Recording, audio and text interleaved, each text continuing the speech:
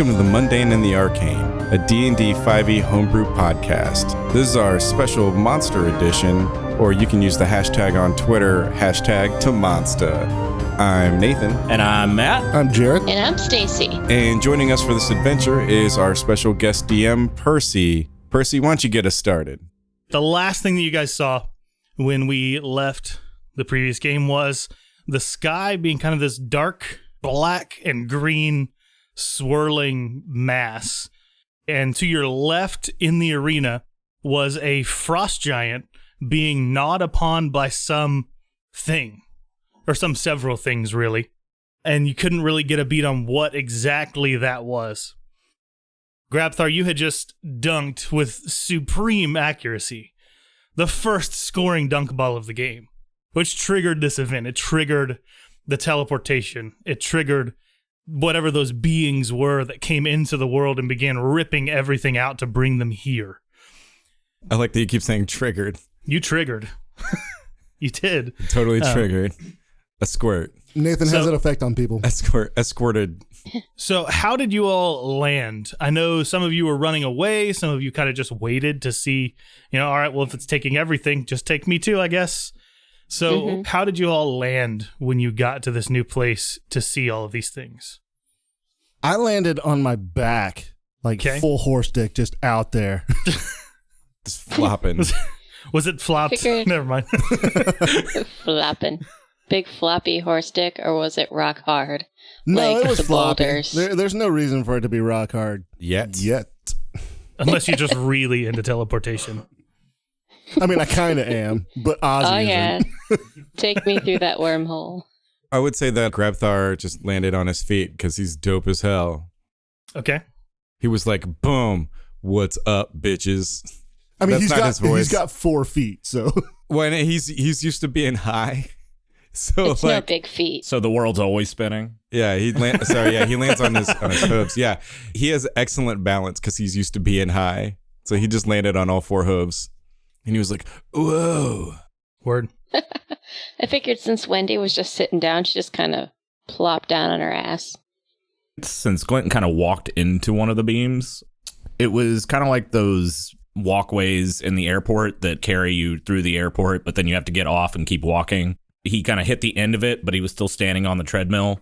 So he stumbles a little bit forward and then just catches himself and standing around looking around. Awesome. So as you guys are all trying to look around, Glint, you find that you're the only one that can move. The reason that this frost giant is being torn to bits by whatever these goblinoid looking things are, that's basically all you can tell from this distance. The only reason that it's getting chewed apart is because as you look around, you notice that nothing else is moving. Nothing else is standing up. But you are having, for some reason, no problem moving your arms, moving your legs, moving around. However, you find that you move very slowly. Okay. So I'm going to look around. Do I see anybody I recognize? Any of my dunk ball mates? Or Yeah, you definitely see both teams. Slam is still near where the dunk ball hole used to be. It's not there anymore. That part didn't get, it didn't maintain itself in the teleport.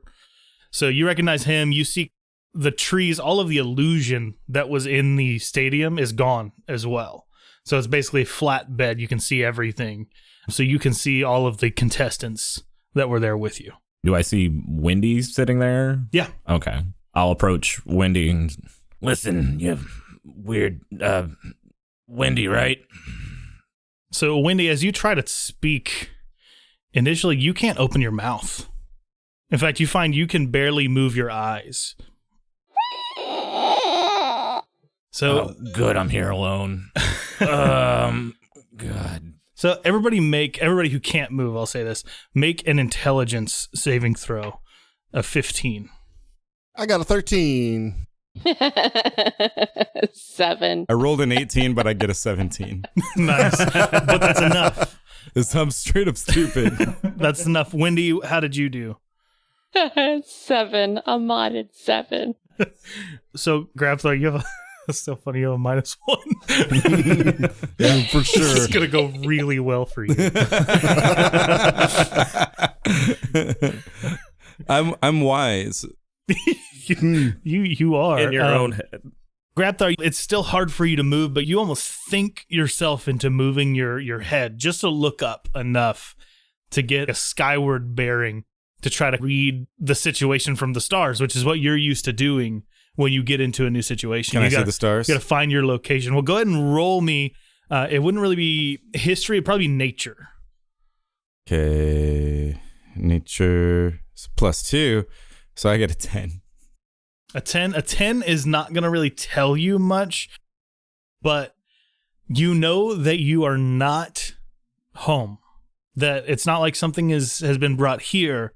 It's like you have moved somewhere else entirely. It's not like you teleported to another place on your plane even. You are somewhere else entirely. Okay. And can I talk or no? You can talk now. I can talk. Okay. I'm gonna go. Oh, guys. There's like we're somewhere else.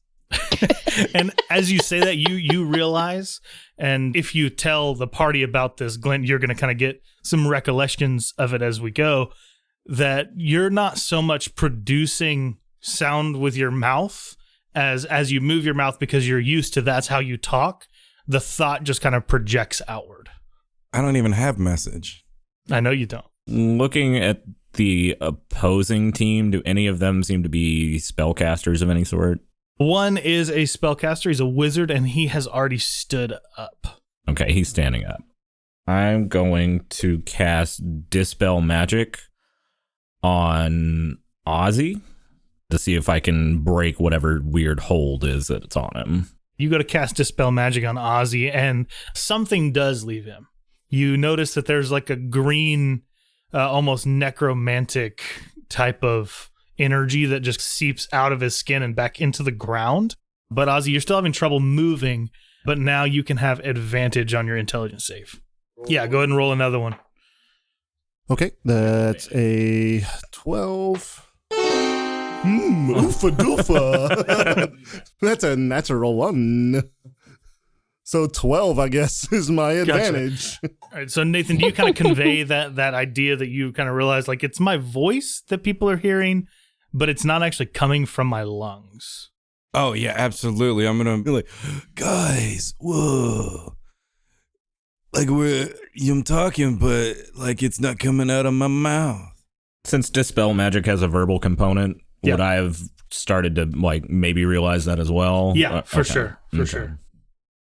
As you're trying to help them figure things out, Glint, and you are trying to peek at the stars, and you're finding out that you don't really understand what's going on. Ozzy, a hand breaks out of the ground, but it's not a fleshy hand. Does it touch my horse dick? It's a dick hand. It does now. Yes. It, in fact, grabs you by it. Oh, no. Like in a good way? No. Damn it. Grabs and squeezes. Ooh. No, it's not going to. You are now a member of the Second Knuckle Club. Is this a reach aground? No, he's not going to do that. He's going to reach up and grab you by the leg and try to pull itself up. Yeah, you on already said horse dick. Good night. It's going to begin to try to pull itself up. You can make an intelligence check or a strength check at disadvantage. Does he still have advantage on his intelligence? Yes, you would still have advantage on your intelligence check. I guess that's what I'm going to do. That's not it. That's an 8. That's not it. That's a 9. All right, so this thing has grabbed your leg and thrust a second arm up next to you, holding a greatsword. Comes up out of the ground and jabs down toward your side to hoist itself out of the ground. And so it is going to make a quick attack roll against you. What is your AC? My AC is 12. Just barely. It reaches its hand out with the greatsword and jabs down into you. And you are going to take... Ooh. That's going to be 19 damage. Oh, shit. It wedges this greatsword into your side and pulls itself out of the ground. And you see just this, basically a suit of armor, but it's got some runic designs and almost kind of a glow underneath it. And inside the helmet are just lifeless black gaping holes. Yeah. Just the way I like my gaping holes. Gross. Let's roll some initiative. All right. That's a 10 for Ozzy. 6 for Grapthar. 17 for Glint. And Wendy? 3. So, Glint, you are going to have the first turn in initiative here. What do? You're right next to Ozzy. Does this thing appear to be undead? It does not appear undead. It seems like it's powered by some kind of magic, is basically what you would be able to sense without making a check. It appears to be powered by magic? Yeah, it's not undead, but it's also not sentient. Like something has commanded it to do this. Quick question. Could I guess, make some kind of knowledge check of some kind to see if Dispel Magic would cancel out that this thing exists, essentially? Yeah, you could make an Arcana check. 8. From what you can tell, this magic is just beyond you, something that would give a suit of armor this amount of agency is not magic that you're used to seeing. Okay. I will cast Sanctuary on Ozzy. Okay, great. What exactly does Sanctuary do? Sanctuary Turns him into a hunchback in Notre Dame. You ward a creature within range against attack. Until the spell ends, any creature who targets the warded creature with an attack or a harmful spell must first make a wisdom saving throw. On a failed save, the creature must choose a new target or lose the attack or spell. Okay, great. It's going to be this guy's turn next, and it sees that you have full function of your body, so it begins to target you. Okay. So it's going to turn toward you and swing that mighty greatsword, and it's going to crit. I'm sorry. I'm so sorry. It happens. So 5, 2, 8, and 8. Oh, fuck. 27 damage. That's a big chunk out of you're a wizard, right? Cleric. Cleric, okay. Yeah, no, I'm down to 2 hit points. Oh, Jesus. You all right? Yeah, so it's going to swing that greatsword attack at you, and kind of as it does that, kind of with its open hand, its other hand is going to reach down and try to grab Ozzy, so I guess it's got to make a wisdom save. And it does not, so it's going to lose that attack. I'm going to make a concentration check for Sanctuary. Yeah, I think go for it's a it. concentration spell. Yep. Fail. Oh. Well, I'll go ahead and keep the wisdom save. Those are kind of simultaneous attacks. So I'll let that one swing through, or I won't let it swing through. But then, Sanctuary falls off of Ozzy. Ozzy, as you're kind of panicking at this point, probably, you've got a big wound. Your cleric has got a big old wound. Mm-hmm. Let's go ahead and make your intelligence save at the beginning of your turn. So, of course, advantage still. I'm trying to warm up my dice in my hand as of right now. Get it. You've got a lot of bad rolls in. Yeah. You need to get a good roll I in. need to get something. Law of averages, this should happen. Oh, that's a natural fucking 20. Yeah, so you not only pass, you almost shoot off the ground. What is your intelligence modifier? +1. So you basically shoot off the ground with that roll, and you kind of stop yourself, and you're floating. Belly up. About 20 feet in the air. 20 feet in the air. All right. But you're floating. You're not falling. You kind of have... So, like, am I almost, constantly floating up, or am I, like, just staying there, just, like, hovering? You're just hovering. Your brain was trying so hard to get up, that you shot up, and you barely stopped yourself before you feel like you probably would have flown, atmosphere. So you're just kind of floating in the sky, and you're able to think yourself to turning around and looking down. And with that natural 20, you discover that wherever you are, movement and talking and everything is based on thought. Okay. Interesting. So if Glint thinks that this is all bullshit, when a pile of shit just show up, It's gonna turn into a pile of shit, apparently. And so with that knowledge, I'm actually going to give you guys kind of a boost while you're here of you get to add your intelligence modifier to any roll you make. All right. But you have to add your intelligence modifier to any roll you make. I have to. You have to. I don't want to. You have to. You have to. I am fucked so hard. So, hypothetically, Yes. if Ozzy started thinking he could fly, Ozzy is flying. well, no, he's hovering. There's a that's difference. true. That's true. So, if he thought that he could fly, could he fly? I mean, he technically is flying. No, he's hovering. So but you're you asking, are can I move through the flying. sky? Can I move Yes, through the absolutely. Yes, you can Okay. move because you have a modifier of 1. You can move your full speed through the sky. Nathan, you're actually going to Okay, lose so- 10 feet of movement speed, but that just takes you down to 40. You're fine. sky? So, okay, as he starts to hover up, he's going to start thinking, I'm flying. And then I guess he's going to start flying, right? Sure, yeah. So he's going to... So you want to move to a new location here? Yeah, like how far am I away from everybody else? Like... So you're 20 feet away from Glint and the armor suit. Okay. You're probably about... You would try to run away, so you're about probably 30 feet away from Grabthar because he's a little bit faster than you are. Okay. I mean, you're probably 20 or 30 feet away from Windy as well. All right. Well, what I'm going to do, I'm going to fly over to Glint's area. Okay, you're like right above him, so that would just be kind of Okay, so lowering down. Yeah, I'm going to be kind of going down, and as I'm flying, he's going to call out to the rest of the party, guys, I'm a horsefly. Dig it. I hate this. And then I'm going to kick the Necro Knight in the face. You're gonna kick him? Aren't you a sorcerer? Yeah, but I'm like flying. That's fair. You just And I'm not sure if like I need to concentrate on flying. I just kind of want to kick him in the face as I go by. So I will say, you've already flown 20 feet. That's half your movement. Mm-hmm. Just kind of by pure accident of discovery. Mm-hmm. You only have 20 feet of movement left. Okay. Or really only 10 feet of movement left. So you can get down there and kind of strain yourself to hit him, but you're going to be stuck at that level where he can probably hit you with the sword. You won't be able to move after because you've used your movement. Okay, tell you what. I'm not going to kick him. Okay. I am going to cast Firebolt. Sweet. It is an evocation cantrip. One action has a range of 120 feet. Duration is instantaneous. You hurl a modifier at a creature or object within range. Make a ranged spell attack against the target. On a hit, the target takes 1d10 fire damage.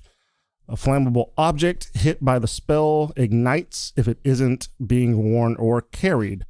Since we are at 5th level, it's going to turn into 2d10. Nice. So does that use a higher level than the Oh, no, you're just at 5th level, so Yeah. it uses the upgraded cantrip. Yeah. 8 plus... What am I adding here? 8 plus... Charisma Yeah. plus your proficiency bonus. So saving throw modifiers, charisma is a +4. Well, what's your charisma? Proficiency is +3. My charisma is +1. Yeah, so you got +4. So that'd be a 12. That is not quite going to hit him, Well, fuck this guy. but it hits right next to him, and he kind of looks down at it and looks up at you. Nothing to see here. All right, Grabthar, it's your turn. You have now been told, thinking is movement. Hey, guys, I can fly. Like, you kind of see that whole thing. How far away am I from the... You're about 20 feet away from where this conflict is going on. All right, I'm going to book it over there and swing at this guy with my warhammer. Okay, cool. And because everything is thought-based, you can do like really cool air maneuvers. Like you can just kind of kick off the ground, float over there, and whack him with the warhammer. Oh, he definitely wanted to do some sweet flips. Yeah, definitely Do a horse flip. Do some sick horse flips. I was going to do barrel roll. Hey, be a horsefly with me. Shove No. the handle of the warhammer in your crack and just do the... I'm going to flip around. I'm Swing going to motion. fart it at him. That's It's the horse version of a dolphin kick. that's Yeah. right. I'm going to leap up and then think myself down as hard as I can to like bring the hammer like straight down on top of him. All right, do it. This is like a John Locke Superman punch at the end of Lost, Yeah. but with a hammer. So that's a modified 20. Okay, cool. That definitely hits. But do I have to add my intelligence to that too now? Yes, you do. So it's a 19. All right. 6 damage. You jumped, you hit, you nailed it. You were only 20 feet away, so you still have a little bit of movement left. You have about 20 feet left in you. Did you want to move any more? Because you're pretty low on hit points as well, right? Yeah. But you are right next to the guy now, so it would be an attack of opportunity. Can I think myself some hit points? You can't think yourself some hit points. I can't think my wounds away. Before we finalize this 6 damage, is it an action for you to go into your rage, or is it a bonus action? It's a bonus action. Okay, so do you want to have done that? I'm not going to enrage again. All right, Wendy, you're about 20 feet away. Yay. You now know that your intellect is what moves you. And because you've Okay. got +2, you can add 10 to your movement speed. Sweet. What enemies are closest to me? There's just the one suit of armor. You're the furthest thing away from it. Everybody else is right Okay. near it. So basically what you're seeing right now is Ozzy is floating up in the air trying to shoot fire bolts down at it. Grabthar just charged in with his warhammer. And Glint is standing there thinking about dispelling the magic. Nice. How far away is it from me exactly? 20 feet. Ha ha ha ha ha ha. I'm going to hit it with Primal Roar, and that's what I'm thinking. Nice. Go for it. Does 17 hit? It definitely does. 10. Awesome. So you tear through the psyche of this thing with this enormous roar. And you see that the armor kind of shakes a little bit. It kind of clatters against itself. Do you want to move at all, or do you want to stay kind of back where you are? I'll move forward. Okay, cool. So are you kind of like running on all fours right now, or did you kind of like power roar, like fists back, legs planted kind of thing? Oh, How cool I did that power look? roared, fists back, legs Nice. planted, and then I leapt into the air. Nice. All right, very action posy. As you leap through the air, overhead, you kind of hear the billowing of some kind of robes, and you look back as you're about to land near the whole combat to see this half-orc in a cape coming behind you with a wand in its left hand and a warhammer in its right hand. And on its chest, its bare chest, is a glowing tattoo. And it kind of, as coming down behind you, this is the start of the next round, so this is a new round. It comes in behind you and slams this warhammer, or attempts to slam the warhammer into the suit of armor. Successfully hitting it for 13 damage with this warhammer, bringing it down on it pretty heavy. Damn. Thanks, orc. Half orc. It lands and kind of grunts and says, "Can you all move?" And kind of looks around.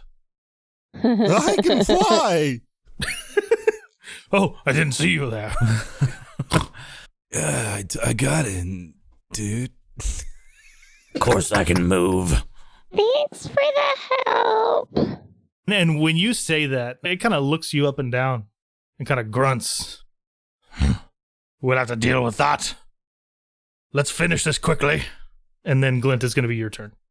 All right, Glint is going to attempt to grapple the armor and Okay. then essentially take off into the sky and let it go. Okay. You're going to take off and try to launch it? Yeah, either launch it and hope it continues flying, or let it go and crumple to the ground. I'm not really sure what's going to happen with it. Okay, sure. Go ahead and make a strength check against it. It's going to be an opposed check. Whew, 17. You got it. Nice. I don't even need to check the modifier on this thing. It was- So you grab a hold of it and you launch up into the air, moving your full movement, yes. and then you let it go. And you're going to try to kind of kick it off, I guess, or let it go. Yeah, I mean, I'm going to So toss you it away get the from sense me. that kind of, if this thing can move, it's got the thought power to move. Yeah. So you would kind of have to launch it rather than let it go. Right. Because it's going to kind of react how you guys are reacting. Okay. So make another strength check to launch it out. Okay. Oh, that was so close to a nat 20. Modified 1. I rolled a 2 minus 1. Nice. Well, add your intellect to that too. So it's Oh, still a 2. So it's a 2. It's still a 2. So you try to launch it, and instead of you letting it go, it holds on to you. Oh, great. This is not what I wanted. You done fucked up, Glint. You like try to let it go, and it almost you were holding it kind of around its arms, and it grabs onto your armor or clothes or whatever when you try to kick off of it. Okay. So it just doesn't go anywhere. Great. Yeah, it's gonna be awesome. I can feel the terror in Glint's soul right now. So Glint, it's gonna kind of do the same thing to you, only it's gonna kick you off down Okay. into the ground. So All we'll right. do a post strength check here. See who can hold on the best. Modified 12. Yeah, it definitely got you there. So it kicks you off, but because of kind of the physics of what's going on here, you're only going to take half of the falling damage. Oh, good. For falling 30 feet. Oh, good. Oh, great. So that's a 1. That's good news so far. It's a 3. That's 4. No, Glenn's down. That's Glenn going down. Glenn went down. Another 1. Oh, you were so close to survival. Yeah. Glenn goes down. The cleric is down. So you hit the ground. You kind of leave an indention. It's a light indention, but an indention nonetheless. Yeah. You hit the ground, and your body kind of goes limp, Mm-hmm. and the light recedes back into its arm. And the orc grunts again. Says, very, very interesting. Ozzy, it's your turn. Okay, guys. I think I have it. I think I've solved You've got it? puzzle. The puzzle, okay. I hope. Ozzy's going to think this thing is dead. He's going to think it real hard. Yeah, he's going to think it real hard, and he's going to be like, this thing doesn't exist. I solved your puzzle. Ozzy, roll an intellect. It's a fucking natural 20! You think with all your might, this thing is in pieces, in shambles. And as you're thinking that, you get a feeling that this is It's going to be a good night? sentient armor. Something inside of this is actually thinking. Did you And- get my night reference? I did get I ignored it very Yes. intentionally. Don't ignore my good shit. I can never ignore your shits because we live in the same house. Hey. So you get a sense that something is living inside of this, and suddenly the whole suit of armor crumbles to the ground. Nice. And then it Oh begins my piecing itself God. back together. No, You've- that's bullshit. You've got about 30 seconds before it's back up. Okay, well, how far away am I to it? He's 10 feet above you now. 10 feet above me. Okay. Well, guess what I'm going to fucking do? I'm going to use my horrible death whinny to beat that fucking shit up. All right. So it definitely doesn't save. It is no longer moving. So you just hit it. You're just going to deal that damage. It's a 10. 10. What does your death when he sound like? Is it like a screech or does it, Yeah. does it it's sound like a Metallica song? It's like very much like shrilling that I can't obviously do with my mouth. Sounds like grindcore. Yeah. There you go. Stacy's Very, very got it. metal. I mean, his name is fucking Ozzy. He's an Ozzy Osbourne That's fan. So absolutely I mean, perfect. Okay, cool. So, Grabthar, what do? 30 seconds is 5 rounds that this thing cannot fight. So I'm going to pull us out of a combat initiative order at this point because you have 5 rounds until this thing is active. You just kind of get to do then what I'm you just gonna want be to. fucking casting firebolt like a motherfucker. I'm just going to smash the bits with my hammer. Yeah, so you just kind of jump up and you want to scatter the thing, make sure it can't piece itself back together. Maybe shove the shoulder in your backpack. Yeah, no, I want to smash the pieces with my hammer so that they get flat, so that if they do come back together, it won't be in the same. It won't be right. So you're not even. Your goal is not to not let this thing get back together. It's to, if it gets back together, it's not going to be comfortable. It's gonna be like a Yeah, marionette. it's not gonna. It's gonna be confused on how its parts go back together. I'm gonna smash it. You kind of float up in that direction to go and smash this thing, and the orc growls at you and says, "No."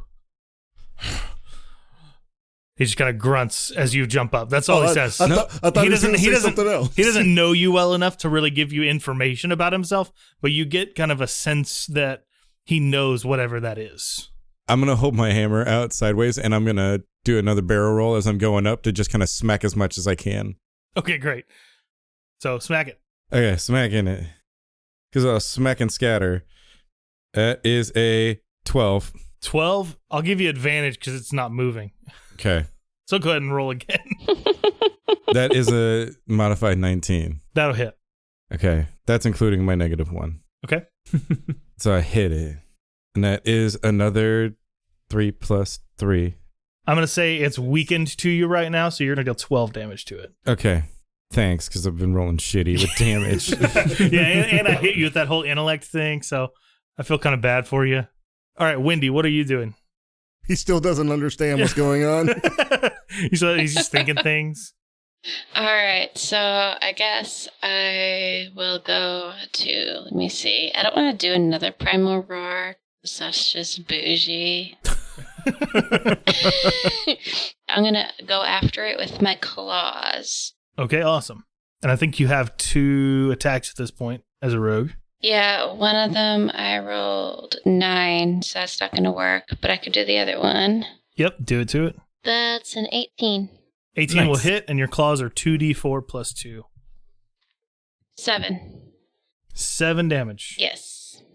All right, so you guys have sufficiently, scattered this armor, so it's going to take even longer for it to piece itself back together. It's looking at it at a minute, maybe even 2 minutes at this point, with the way you guys have been hitting these things.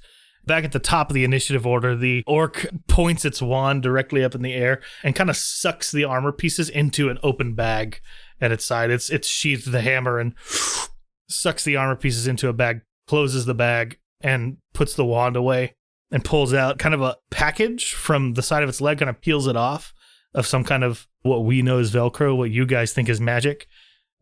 Puts it on the ground and kind of unfolds it, and it's an alchemist's kit of some kind. You see beakers and vials and all kinds of stuff, and it quickly pieces something together like a smoky looking liquid and puts it in a glass ball, seals it up, and then tosses it into the air. And when it smashes on the ground, it heals everybody for full hit points. Oh, thank God. I was about to do my death saving throws. Yeah. I was just waiting. I was going to be like... He kind of pieces this thing together, screws this glass ball shut, and is like... Whoop. Oh, was it a crit 1? It was in that one. Oh, aren't you glad that he smashed this ball? Oof. Yep, that would have been 2 failed saves right off the bat. So he smashes it and heals everybody up for full hit points and says, "You can follow me if you want. You can go where you want if you want." Well, gotta repay the favor. So, yeah. And you seem to know what you're doing around here, and I got no fucking idea. So, yeah, I'm gonna follow you. Ozzy's just fucking flying around. Wendy shrugs and gets ready to follow. Let's do this. You know what I mean? All right, so he kind of floats up into the air, kind of spinning, because he just thinks it would be cool to do that. He saw me do it. He kind of spins as he goes up, and you assume that you should follow him. Grabthor, if you spin too close to anybody, you're going to hit people. Because you have a giant horse body. You're like a propeller. Yeah, but apparently I don't care. He's too dumb to care. I'm gonna spin up and then I'm just gonna level out and fly after him. Okay, cool. Yeah. Ozzy's gonna fly after him as well. Glenn's definitely gonna do the same. I'm on my way. All right, so you guys take off after this guy.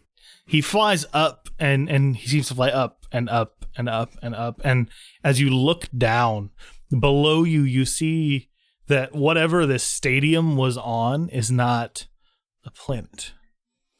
You're flying up and you see this stadium sitting on the belly of some dead giant thing. Oh, wow. And you're flying up higher and higher and higher, and you can see arms and you see a face, and it's all dead, and it looks rotting, and you're going higher and higher. And as you get closer to a specific rock that was floating in the sky, Glint, you hear chiming and humming in your ears, and for some reason you know that they've said the name Charles. And you don't have Celestial. In Celestial, and you have no idea how you really know what they're saying, because it's not something you've heard spoken since you were in the material plane. Yeah. But you immediately recognize that name, and it flushes over you in almost a shock that this is you. They're talking, they're addressing you. Thanks for listening to The Mundane and the Arcane. We want to thank Carl for our cover art. You can find him and his work on Twitter at Natural20Shirts. That's Natural20 Shirts. We would also like to thank Alex with astronomicaudio.ca for editing our show. And last but not least, we want to thank Big Papa, a.k.a. my buddy Nez, a.k.a. at Blue Eyes on Twitter, for bringing Stacy's intro music to life. Find us on social media by searching TMaTAcast on Facebook, Twitter, and Instagram. Be a part of the show by emailing us at TMaTAcast, that's TMATAcast at gmail.com, to make submissions for items, NPCs, shops, or anything else you would find in any D&D campaign.